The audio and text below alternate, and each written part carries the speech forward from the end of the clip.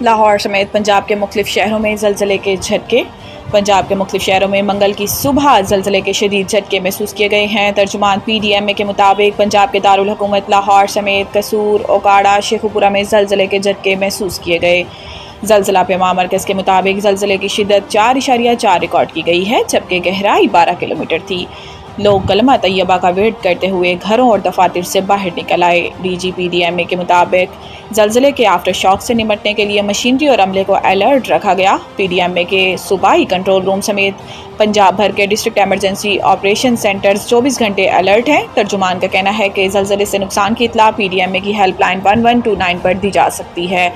Rescue ذرائع کے مطابق زلزلے کے نتیجے میں فوری طور پر کسی جانی اور مالی نقصان کی اطلاع نہیں ملی۔ پیٹرولیم مصنوعات پر ٹیکسوں میں بھی اضافہ کر دیا گیا۔ نئے فائنانس بل کے نافذ ہوتے ہی پیٹرولیم مصنوعات پر ٹیکسوں میں بھی اضافہ ہو گیا۔ پیٹرولیم لیوی کی شرح بڑھا دی گئی۔ پیٹرولیم مصنوعات پر نئے فائنانس بل کے تحت کلائمیٹ سپورٹ ٹیکس بھی عائد کر دیا گیا۔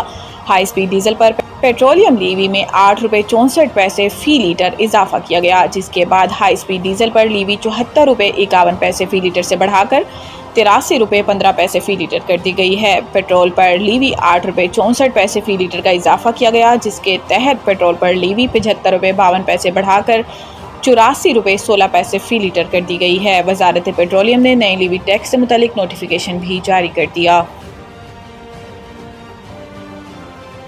UN سلامتی کونسل کی صدارت پاکستان جامع اور عملی نتائج کے حصول کے لیے پرعزم ہے۔ سماجی رابطوں کے پلیٹ فارم ایکس پر اپنے بیان میں نائب وزیر اعظم اور وزیر خارجہ اسحاق ڈار نے کہا ہے کہ آج پاکستان جولائی 2025 کے لیے اقوام متحدہ کی سلامتی کونسل کی صدارت سنبھال رہا ہے۔ یہ صدارت پاکستان کے بطور منتخب رکن 8ویں دور 2025-26 کے دوران حاصل ہوئی۔ انہوں نے کہا کہ پاکستان یہ ذمہ داری عارضی، پختہ یقین اور اقوام متحدہ کے چارٹر، بین الاقوامی قانون اور کثیر الجہتی نظام سے گہری وابستگی کے ساتھ سنبھال رہا ہے۔ ہماری صدارت ایسے وقت میں آ رہی ہے جب دنیا بھر میں تنازعات اور انسانی بحران شدت اختیار کر رہے ہیں۔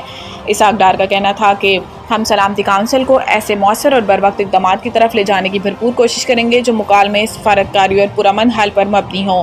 انہوں نے کہا کہ انشاءاللہ اس ماہ کے دوران میں 2 اعلیٰ سطح نمائندہ اجلاسوں کی صدارت کروں گا۔ اسحاق ڈار نے کہا کہ پاکستان تمام رکن ممالک کے ساتھ مل کر جامع، متوازن اور عملی نتائج کے حصول کے لیے پرعزم ہے۔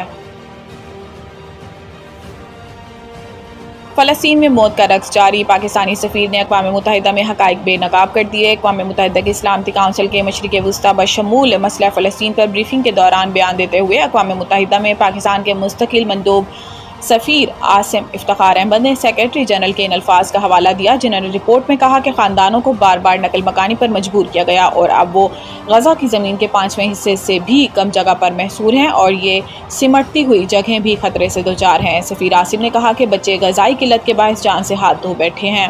حالانکہ یونیسیف بارہا خبردار کر چکا ہے کہ غذائی قلت انتہائی تشویشناک حد تک بڑھ گئی ہے۔ صرف مئی کے مہینے میں 6 ماہ سے 5 سال تک کی عمر کے 5100 سے زائد بچوں کو شدید غذائی قلت کے علاج کے لیے داخل کیا گیا۔ مارچ میں عارضی جنگ بندی کے خاتمے کے بعد اب تک 6500 سے زائد مزید جانیں ضائع ہو چکی ہیں۔ سفیر عاصم افتخار نے مزید کہا کہ اعلیٰ سطحی بین الاقوامی کانفرنس کے جلد از جلد انعقاد کی حمایت کی جائے تاکہ اس مقصد کو عملی شکل دی جا سکے۔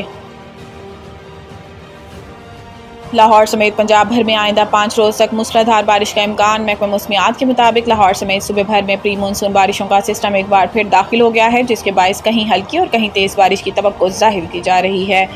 اس سسٹم کے زیر اثر آئندہ 4 سے 5 روز تک مزید بارشیں اور تیز ہوائیں چلنے کا امکان ہے، جبکہ لاہور شہر میں آج شدید ہبس کے ساتھ ساتھ بارش کی پیشن گوئی کی گئی ہے۔ موسمیاتی ماہرین کے مطابق لاہور میں درجہ حرارت کم سے کم 26 اور زیادہ سے زیادہ 32 ڈگری سینٹی گریڈ تک جا سکتا ہے، جس کے باعث موسم مرطوب اور غیر آرام دہ رہے گا۔ ادھر شہر میں جاری ترقیاتی کاموں کے حوالے سے بھی خدشات بڑھنے لگے ہیں۔ لاہور ڈیولپمنٹ پروگرام اور بلدیہ عظمیٰ کے تحت جاری ترقیاتی منصوبے 30 جون تک مکمل کیے جانے تھے، جبکہ واسا کی جانب سے ان منصوبوں کو 31 جولائی تک مکمل کرنے کا ہدف مقرر کیا گیا ہے۔